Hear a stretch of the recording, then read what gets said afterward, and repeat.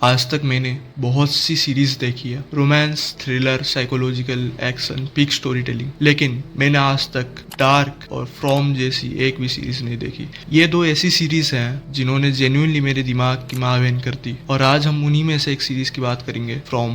बाकी horror series में बहुत सी कॉमन फैक्टर्स होती हैं, घोस्ट, डीमंस, जंप स्केयर्स वगैरह वगैरह, और तुम्हें पता होता है कि तुम किस चीज से लड़ रहे हो। लेकिन फ्रॉम तुम्हें कुछ पता ही नहीं होता, ये मॉन्स्टर कौन है, कहाँ से आए हैं, ये टाउन क्या है, लोग यहाँ फंसते कैसे हैं, और सबसे मेन चीज ये सब हो क्यों रहा है। और इसी तरह फ्रॉम हमारे दिमाग के साथ खेलता है, जस्ट लाइक तुम्हारी एक्स ने तुम्हारे दिल के साथ खेला। फक यार, मैं ये एक्स जोक्स क्यों ही मारता हूँ भाई, मजा का side. Fear of not knowing. Fear of not knowing एक ऐसी चीज है जो इंसान को अंदर से खा जाती है, और फ्रॉम इसी कॉन्सेप्ट को परफेक्टली यूज करता है। सीरीज में भी किसी को आइडिया नहीं है कि क्या हो रहा है। जेड आंसर्स ढूंढ रहा है, वॉइड हर नए क्लू के पीछे भागता रहता है, डोना लोगों को मेंटली स्टेबल रखने की कोशिश कर रही है, लेकिन किसी के पास आंसर है ही नहीं। और फनी बात यह है, हम व्यूअर्स के पास भी आंसर्स नहीं है। इलेक्ट्रिसिटी आ रही है पर कैसे, फूड मिल रहा है पर कहां से, लोग अचानक टाउन में आ जा रहे हैं पर क्यों, कोई भी चीज लॉजिक को फॉलो ही नहीं करती है। और इसीलिए फ्रॉम इतना अजीब सा और माइंड बेंडिंग लगता है, क्योंकि हमारा ब्रेन नेचुरली आंसर्स ढूंढता है, और जब आंसर्स नहीं मिलते तो कंफ्यूजन पैदा होती है, और कंफ्यूजन के बाद आता है fear, questions upon questions.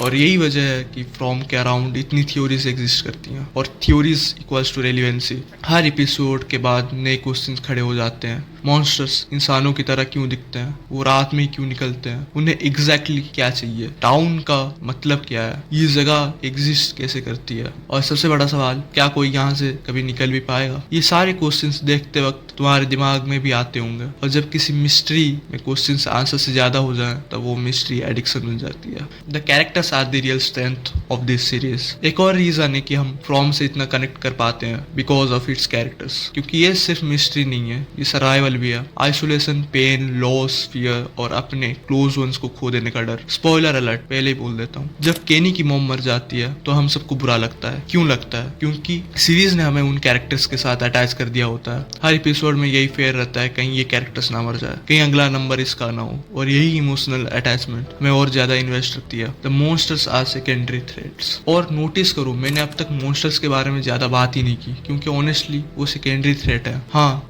They are disturbing, बहुत डिस्टर्बिंग एक्चुअली, लेकिन इसीलिए नहीं कि वो पावरफुल है, बल्कि इसीलिए क्योंकि वो पेशेंट है। वो तुम्हारे पीछे स्प्रिंट नहीं करते, वो चिल्लाते नहीं है, वो रेज मोड में नहीं जाते, वो बस चलते हैं slowly. For real actual rage waiters from के वही मॉन्स्टर्स हैं, और स्माइल करते रहते हैं, जैसे उन्हें ऑलरेडी पता हो कि आखिर में जीत उनकी ही होगी, और वही चीज उन्हें टेरिफाइंग बनाती है। वॉकिंग डेड के वॉकर्स भी चलते थे, लेकिन वो ज़ॉम्बीज थे।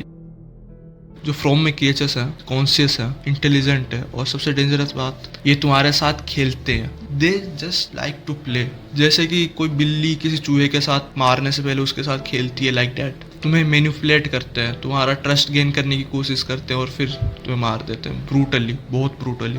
फ्रॉम में रात का मतलब सिर्फ डार्कनेस नहीं है, रात का मतलब है सर्वाइवल मोड। जैसे ही सूरज ढलता है, सब लोग घर के अंदर चले आते हैं, doors locked, everything is locked भाई, विंडोज शट कर देते हैं, टैलिस्मैन चेक करते हैं, और फिर बस वेट, क्योंकि बाहर जो है उसे तुम फाइट ही नहीं कर सकते हो। और मॉन्स्टर्स भी डायरेक्टली अटैक नहीं करते, वो तुम्हें कन्विंस करते हैं, मैनिपुलेट करते हैं, तुमसे परमिशन मांगते हैं, जैसे कोई वैम्पायर पोलाइटली घर के अंदर आना चाहता हो। और ऑनेस्टली मुझे ये आइडिया किसी भी जम्पस्केयर से ज्यादा क्रीपी लगता है। Hope is the cruellest thing that makes us human. लेकिन मेरे हिसाब से फॉर्म का सबसे टेरिफाइंग एस्पेक्ट मॉन्स्टर्स नहीं है, होप है। क्योंकि सब लोग बिलीव करते हैं कि एक दिन सब ठीक हो जाएगा, एक दिन सब घर चले जाएंगे, एक दिन आंसर्स मिल ही जाएंगे। बॉयड ने क्लूज ढूंढता है, जेड सिंबल्स को डिकोड करता है, नशे में रहता है आज। सब लोग किसी ना किसी आंसर के पीछे भागते रहते हैं, लेकिन हर आंसर के साथ 3 नए क्वेश्चंस आ जाते हैं, और धीरे धीरे सब टूटने लगता है। कुछ पैरानॉइड हो जाते हैं, कुछ ट्रोमाटाइज, कुछ वॉयलेंट हो जाते हैं, और कुछ अपनी सैनिटी लूज कर देते हैं। Why from is different? Most horror shows तुम्हें इवेंचुअली आंसर दे देते हैं लास्ट तक देखने के बाद, मॉन्स्टर्स क्या है, उससे कैसे हराना है, कैसे सरवाइव करना है। लेकिन फ्रॉम के अभी तक कोई आंसर्स के क्लूज ही नहीं मिले हमें अभी तक। ये सिर्फ नए क्वेश्चंस ऐड करता रहता है, और इसी वजह से ये सिर्फ हॉरर सीरीज नहीं लगती, एक जाइंट मिस्ट्री बॉक्स लगती है। जैसे ऑडियंस और कैरेक्टर्स मिलकर सॉल्व करने की कोशिश कर रहे हैं, और शायद इसीलिए इंटरनेट पर इस सीरीज की इतनी थ्योरीज हैं और ये सीरीज अभी तक रेलिवेंट है। जस्ट लाइक लॉस्ट भी एक सिमिलर सीरीज है। तो ऑडियंस खुद आंसर्स बनाना शुरू कर देते हैं और धीरे धीरे वो आंसर सच भी होने लगते हैं जो ऑडियंस से बनाए हैं। फ्रॉम हमें टू बी ऑनेस्ट मॉन्स्टर से नहीं डराता, वो हमें इस बात से डराता है कि कहीं ये कैरेक्टर्स मर ना जाए, कहीं आंसर से पहले क्वेश्चंस और ऐड ना हो जाए। घोस्ट को भगा सकते हो, डीमंस को एक्सरसाइज कर सकते हो, लेकिन एक ऐसी जगह का क्या करोगे जिसके रूल्स ही समझ नहीं आते। और शायद इसीलिए फ्रॉम इतनी इफेक्टिव हॉरर सीरीज है, क्योंकि सीरीज का सबसे बड़ा विलेन कोई क्रिएचर ही नहीं है, ना ही कोई डीमन है, ना ही कोई घोस्ट है, बल्कि अनआंसर्ड क्वेश्चंस है। और जब क्रेडिट्स रोल होते हैं तुम मॉन्स्टर्स के बारे में नहीं सोच रहे होते, तुम एक ही चीज सोच रहे हो, what the fuck is actually going on. I asked my father, what will I be